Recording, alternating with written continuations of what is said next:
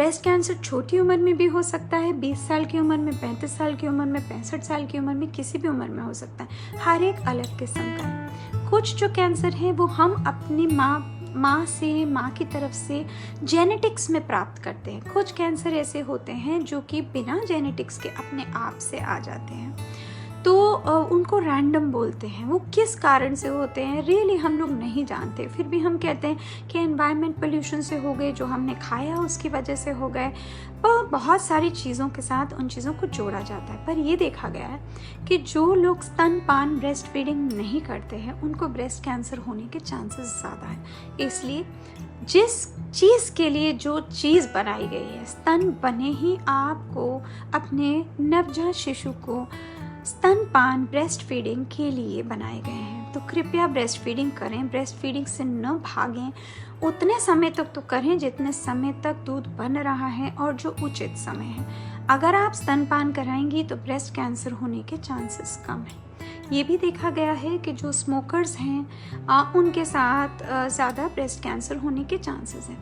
किन परिवारों में ब्रेस्ट कैंसर रहता है? ब्रेस्ट कैंसर काफ़ी जुड़ा रहता है अंडेदानी और ओवरी के कैंसर के साथ। तो ऐसे भी कैंसर्स हैं ब्रेस्ट के कि जहाँ पे अगर ब्रेस्ट का कैंसर हुआ है तो 20 से 40% चांस है कि ओवरीज यानी अंडेदानी का कैंसर भी होगा। ये कुछ जीन्स हैं BRCA1, BRCA2 उसके साथ रिलेटेड है। BRCA1 में 80%, अगर आपको 80% चांस है कि आपको अगर BRCA1 का जीन पॉजिटिव है तो आपको ब्रेस्ट कैंसर होगा, और 40% साथ में चांस है कि आपको ओवरी कैंसर होगा। और BRCA2 में 40% चांस है कि आपको ब्रेस्ट कैंसर होगा, तो 20% साथ में चांस है कि ओवरी कैंसर होगा। तो इसलिए आप देखेंगे कि कई बार जिन लोगों को स्तन का कैंसर है उनके दोनों स्तन पे नज़र रखी जाती है और दोनों अंडेदानियों पे भी रखी जाती है। और आपने कई बार सुना होगा कि डॉक्टर ने कहा है कि इस किस्म के कैंसर में अगर आप अपना परिवार पूर्ण कर चुके हैं तो आप अपने अंडेदानी बच्चेदानी भी निकलवा दें, क्योंकि उसमें भी कैंसर फैलने का चांस है। ये याद रखें कि यूटरस यानी बच्चेदानी का, या एंडोमेट्रियल, मायोमेट्रियल या फेलोपियन ट्यूब्स नलों का कैंसर, या सर्विक्स यानी बच्चेदानी के मुंह का कैंसर, या यूनी वजाइना का कैंसर, या बाहर के हिस्से वल्वल कैंसर का कोई लेन देन नहीं है ब्रेस्ट कैंसर के साथ। पर कुछ परिवारों में आंतड़ों का यानी इंटेस्टाइन्स का तक ब्रेस्ट कैंसर, ओवरी कैंसर, अलग अलग कैंसर्स के साथ लेना देना है। अगर हम ब्रेस्ट कैंसर की बात कर रहे हैं तो यदि हमारे घर में किसी को ब्रेस्ट कैंसर, घर का मतलब आपके वंशज की तरफ से, यानी कि आप अगर स्त्री हैं तो आपकी मम्मी, मासी, नानी की तरफ से, और आपके दादा दादी इसकी तरफ से, ददीहाल ननिहाल दोनों की तरफ से।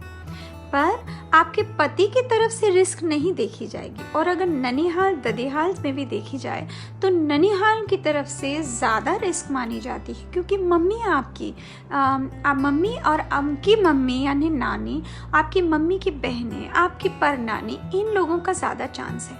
आपकी खुद की बहन, आपकी खुद की बेटी, अगर आपकी बहन, माँ, बेटी, मासी, इससे करीबी तो कोई नहीं, बिल्कुल आप ही के जेनरेशन या आपके कोख से पैदा हुए हैं, या आप किसी की कोख से पैदा हुई हैं, या आप एक ही कोख से पैदा हुई हैं, इसको फर्स्ट डिग्री रिलेटिव बोलते हैं। और ब्रेस्ट कैंसर की रिस्क खासी बढ़ जाती है। सेकेंड डिग्री रिलेटिव वो होते हैं जैसे कि आपकी नानी, नानी की बहन, आपकी फर्स्ट कज़न यानी आपकी मासी की बेटी, तो ये सेकेंड डिग्री रिलेटिव्स हो जाते हैं। उनमें भी अगर कैंसर है तो भी रिस्क है, पर उससे थोड़ा कम। अब सवाल ये उठता है, एक इंसान फर्स्ट डिग्री रिलेटिव में कैंसर से पीड़ित है कि दो? सो सीधी सी बात है, जाहिर सी बात है कि अगर एक इफेक्टेड है और उसकी बजाय दो इफेक्टेड हैं और वो सारे ही फर्स्ट डिग्री हैं, मतलब खून से डायरेक्ट रिश्ता है, तो आपको चांस ज़्यादा है। और अगर कोई एक फर्स्ट डिग्री और एक सेकेंड डिग्री है तो थोड़ा कम है। अगर एक ही सेकेंड डिग्री है तो और कम है। अगर सेकेंड डिग्री के दो हैं तो उससे थोड़ा ज़्यादा है। तो सीधे सीधे प्रतिशत आंकड़ा लगाया जा सकता है।